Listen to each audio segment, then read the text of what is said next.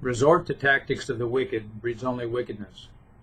It's easy, though, to see why opposition has arisen to a University of Alberta honor for celebrity environmentalist David Suzuki.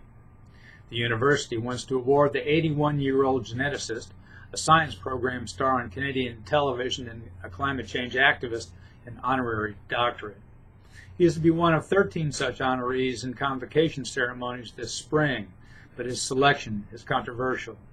Suzuki supplies intellectual energy to political resistance to pipeline expansions needed by the oil sands industry.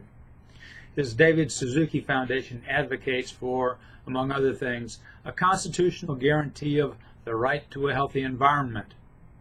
He has counseled Canadian Prime Minister Justin Trudeau to restrict the use of hydrocarbon energy, especially, as he calls it, tar sand fossil fuel.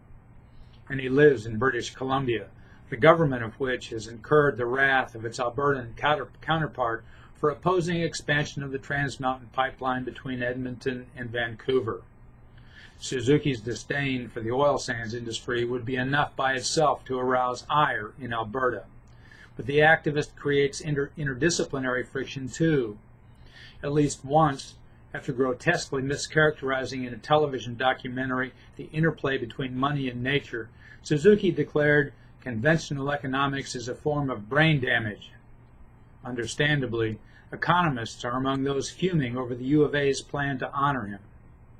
It's one thing to disagree with Suzuki, however, and goodness knows the silver-haired liberal offers much with which sensible people can disagree.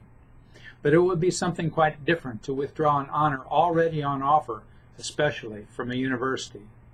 Usually, fire breathers on Suzuki's side of the argument stoop to this type of argument by exclusion. From either side, the tactic persuades few and works to its own discredit.